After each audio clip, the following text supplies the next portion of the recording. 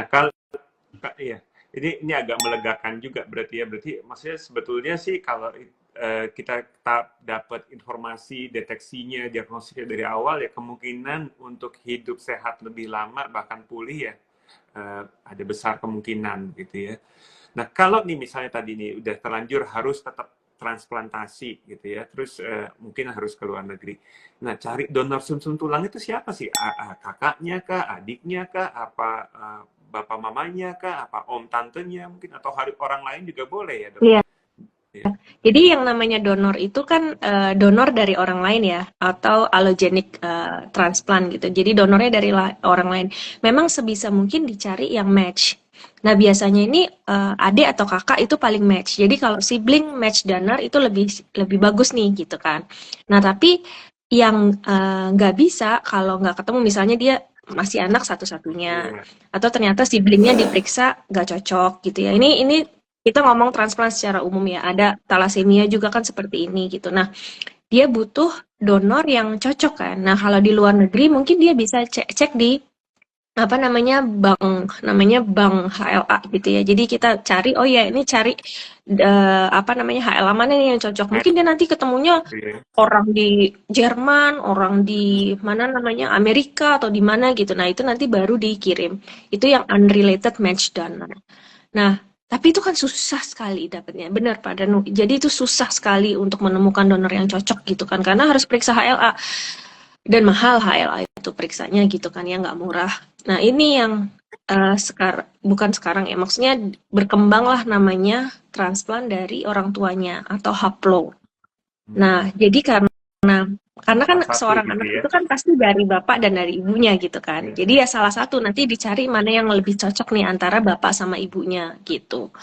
Nah, nanti kalau bapaknya cocok ya pakai donor dari bapaknya. Kalau ibunya yang lebih cocok dari ibunya. Jadi kita pertimbangkan dari situ. Ingin tahu nih batu ginjal ya. Ada yang nanya nih batu ginjal itu masuknya dari mana sih bisa ada di ginjal gitu kan? Mungkin tolong dijelaskan sedikit nih dok. Batu ginjal itu sebenarnya apa sih dan penyebabnya utamanya apa sih gitu kan? Ya, ya batu ginjal sebenarnya lebih tepatnya kita sebut sebagai batu saluran kemih. Ah, Nah, namun memang batu saluran kemih yang terletak apakah di ginjal atau di ureter, yaitu saluran antara ginjal dan kandung kemih, atau dalam kandung kemih, batu itu biasanya memang terbentuk awalnya dari dalam ginjal. Maka lebih awam, lebih familiar kita sebut sebagai batu ginjal. Batu ginjal terjadi apabila di dalam air seni kita terdapat mengandung banyak unsur-unsur yang kemudian mengendap di dalam ginjal. Endapan itu lama-lama akan semakin keras dan bertambah. Apabila sudah terdapat suatu endapan yang mengeras, maka akan lebih mudah lagi untuk mengundang endapan berikutnya, memperbesar volume batu tersebut yang terbentuk di dalam ginjal. Ya, sebelumnya biasanya terbentuknya kristalisasi, kemudian makin lama dia akan semakin besar. Nah, batu ini bisa berukuran kecil maupun berukuran besar. Kalau dia berukuran kecil, lalu turun atau menggelinding masuk ke dalam ureter, biasanya langsung sakit. Nah, kondisi ini ya ada blessing in disguise-nya, yaitu biasanya yang mengalami akan segera mencari pertolongan, sehingga dapat segera diberikan penata laksanaan. gejala-gejala yang bisa bikin kita curiga kalau diabetes kita nggak terkontrol, ini langsung tanya aja nggak terkontrol gitu ya. Apa sih? Gitu. Jadi sebenarnya pasiennya udah Ya, diabetes, terus dia pengen tahu nih kalau nggak terkontrol tuh apa sih rasanya gitu kali ya. ya, ya, ya. Jadi sebenarnya memang ada sih beberapa gejala yang mungkin mengindikasikan bahwa gula darah kita nggak terkontrol nih dokter Edi.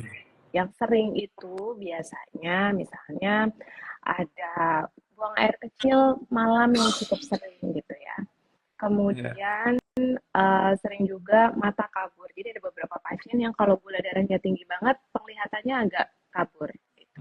Tapi nanti setelah terkontrol dia baik lagi gitu.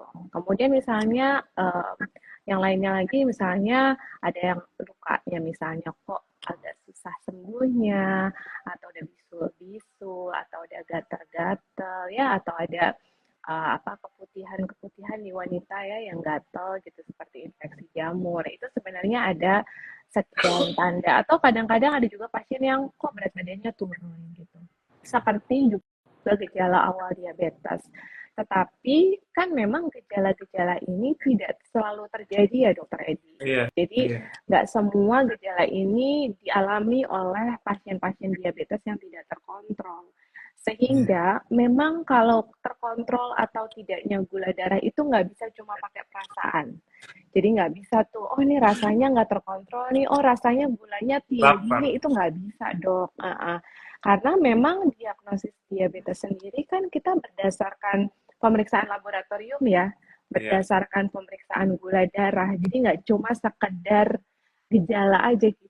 Jadi mau kita punya gejalanya mirip banget orang diabetes, tapi gulanya baik-baik aja, ya dia nggak akan dibilang diabetes gitu. Tapi dia nggak punya gejala apa-apa gitu ya, ngerasanya sehat-sehat aja, tapi gulanya tinggi, ya iya dia diabetes Ada gitu. juga. Jadi sebenarnya walaupun ada beberapa gejala yang mungkin bisa mengindikasikan, tapi secara umum tidak bisa pakai perasaan. Jadi memang harus diperiksa betul supaya kita tahu gula darah kita sebenarnya terkontrol atau enggak sih gitu. Tapi kapan mestinya kontrol gitu ya? Kadang kan, oh saya baik-baik aja kok, ya saya kencing sekali 2 kali gitu ya. Kadang-kadang ya atau nggak kencing sama sekali atau nggak berat badannya justru nggak turun-turun gitu kan. Sebenarnya kapan mesti periksa ya? Gitu kan. Kalau udah kayak gitu udah terlanjur berarti ya Dokter Iya Malina ya. betul. Jadi kalau dilihat jadi ada beberapa orang yang memang kalau punya faktor resiko itu dia harus memeriksakan gula darahnya. Misalnya usia nih, ya kan makin tua seseorang, resiko untuk diabetesnya kan juga tinggi ya, gitu. Terlepas dia punya riwayat keluarganya yang diabetes segala macam, tetapi kalau usia udah di atas 40, 45 itu periksalah gula darahnya. Kemudian misalnya memang ada keluarganya yang diabetes gitu ya, orang tua, saudara kandung ada diabetes, ya kita juga sebaiknya kita secara berkala kita memeriksakan gula darah. Selain itu misalnya orang yang obes, ya obes kan faktor resiko. Jadi kalau kita punya faktor resiko ya jadi tadi usia, kemudian ada orang tua dengan diabetes, ada obesitas gitu, kemudian kita ada sedentary lifestyle ya nggak terlalu banyak bergerak, ada faktor resiko lain ya penyakit lain seperti hipertensi, kolesterol gitu ya, kemudian perempuan-perempuan yang punya riwayat PCOS ya, polycystic ovarian disease, nah itu juga harus periksa. Pernah ada riwayat diabetes pada kehamilan, itu juga perlu diperiksa ya. Jadi itu adalah beberapa faktor risiko di mana orang yang punya faktor risiko ini sebaiknya memeriksakan gula darah secara berkala gitu. Beruntung memang orang-orang yang misalnya di kantornya ada MCU gitu ya, medical check up gitu ya, jadi setahun sekali dia periksa. Tapi kalau misalnya orang nggak pernah medical check up, emang bisa jadi Nggak dia tahu akan ya. terlambat tuh gitu, karena nggak tahu gula darahnya gimana. Jadi teman-teman kalau misalnya punya faktor resiko yang tadi sudah disebutkan gitu ya, silakan deh memeriksakan diri gitu. Nggak ada salahnya memeriksakan diri, karena kalau ditanya, ntar kalau periksa malah ketahuan gitu. Nah, ketahuan sekarang sama ketahuan nanti kan sama aja ya.